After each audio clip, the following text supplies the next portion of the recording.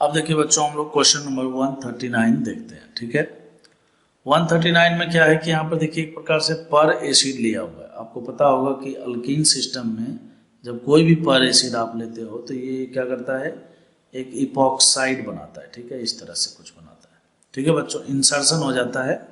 ठीक है, और ये बॉन्ड टूट कर एक इलेक्ट्रॉन इसके साथ एक इलेक्ट्रॉन इसके साथ शेयर करके और ये साइक्लिक कंपाउंड इपॉक्साइड बनाता है। ठीक है, अब उसके बाद देखिए यहाँ पर क्या दिया हुआ है, ग्रिग्नार्ड रिएजेंट दिया हुआ है। ठीक है, तो हम जानते हैं कि ग्रिग्नार्ड रिएजेंट क्या है, कि स्ट्रॉन्ग न्यूक्लियोफाइल। तो ये क्या करेगा, यहाँ पर अटैक मारेगा। अब यहाँ देखिए सोचने वाली बात है, थोड़ा इंटरेस्टिंग सिचुएशन है कि जब आप यहाँ पर साइक्लोहेक्सेन में जब आप इपॉक्सी बनाओगे तो देखिए कुछ ऐसा बनेगा, बन गया, और ये डबल बॉन्ड यहाँ से हट गया। अब ये जो ग्रिग्नार्ड रिएजेंट है ना CH3-, ये क्या करेगा, अब यहाँ पर ये यहाँ भी अटैक कर सकता है, यहाँ भी अटैक कर सकता है। ठीक है, तो ये हर हमेशा जो है ये अटैक इस प्रकार से करेगा, जैसे मान लीजिए प्लेन के ऊपर से अटैक कर रहा है। ठीक है, तो ये ग्रुप जब टूटेगा, बेसिकली इपॉक्सी सिस्टम में क्या होता है, एंटी अटैक होता है। इपॉक्सी सिस्टम में क्या होता है, एंटी अटैक होता है। एंटी अटैक कहने का मतलब यह है कि जब ये यहाँ ऊपर से अटैक करेगा तो ये OH ग्रुप जो है यहाँ से टूटने के बाद जो है ये नीचे वाले में शिफ्ट हो जाएगा। तो ये टूटेगा तो O- और फिर बाद में इसको प्रोटॉन दिया जा रहा है तो ये OH में बदल जाएगा। तो कुल मिलाकर सबसे इंपॉर्टेंट बात इस क्वेश्चन में क्या था, सबसे पहला नंबर तो इस पर एसिड के द्वारा जो है साइक्लाइजेशन करना, फिर ग्रिग्नार्ड रिएजेंट के द्वारा एंटी अटैक, और एंटी अटैक के बाद जो है आपको प्रोडक्ट के रूप में ऑप्शन नंबर बी जैसा कुछ मिलेगा। एक प्रोडक्ट इसमें और भी मिल सकता है, इसका मिरर इमेज, जिसमें OH ऊपर दिखेगा और CH3 नीचे दिखेगा, तो ऐसा हो सकता है। ठीक है, क्वेश्चन नंबर 140 देखते हैं। 140 में देखिए यहाँ पर क्या हुआ है, esterification shown below is a reaction converting carboxylic acid into ester. ये जानते हो आप, भाषण है।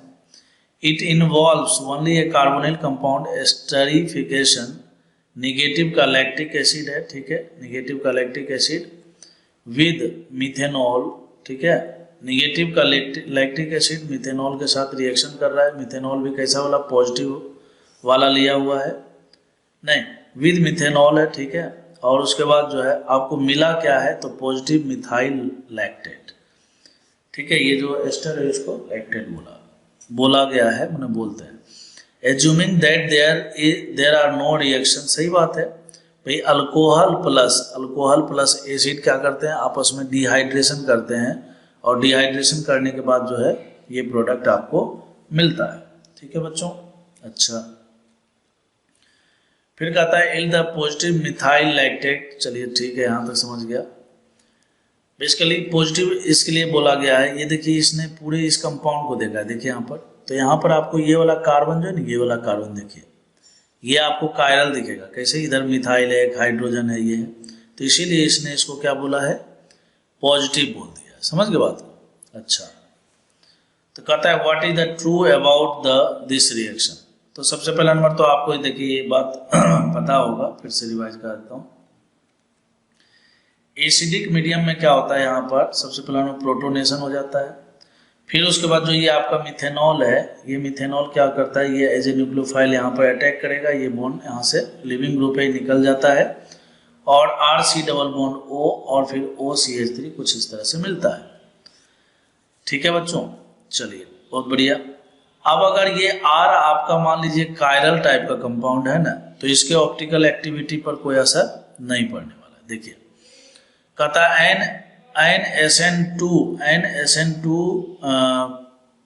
Process has occurred inverting the, नहीं ये गलत बात बोल दिया इसने भाई। C डबल बॉन्ड O वाले पर अटैक हुआ है तो इन्वर्जन का मतलब क्या हो गया, कोई मतलब ही नहीं हुआ है। ठीक है, फिर SN1 में कार्बोकेटायन बनता है, तो ये भी गलत बोल दिया। कहता है ए डाइस्टीरियोमर्स। देखिए डाइस्टीरियोमर्स कब बनता है पता है, डाइस्टीरियोमर्स तब बनता है जब यहाँ पर प्रोडक्ट मिलने वाला जो है प्लस माइनस मिक्सचर होता है।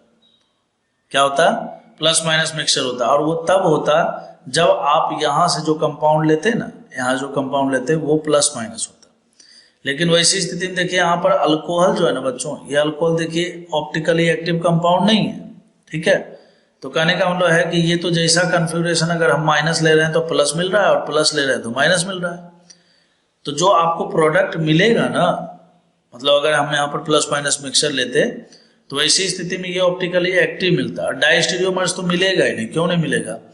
क्योंकि उसके लिए अल्कोहल का भी ऑप्टिकली एक्टिव होना बहुत जरूरी है, ठीक है। और यहाँ पर प्लस माइनस मिक्सचर, तो ये भी गलत है। तो ऑप्शन नंबर डी इसका करेक्ट आंसर होगा। फिर भी एक बार पढ़ते हैं।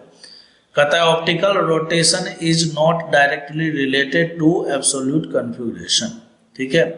एब्सोल्यूट कन्फिग्रेशन जो है आर एस, ठीक के बाद उसके बाद so change in the sign of rotation is not merely a coincidence, ठीक है। तो कहता है कि यहाँ पर जो साइन चेंज हो गया है ना, उसको आप जो है optical rotation is not directly related to, उसको आप कन्फिग्रेशन से नहीं लीजिए, ठीक है। तो ऑप्शन नंबर डी इसका करेक्ट आंसर है।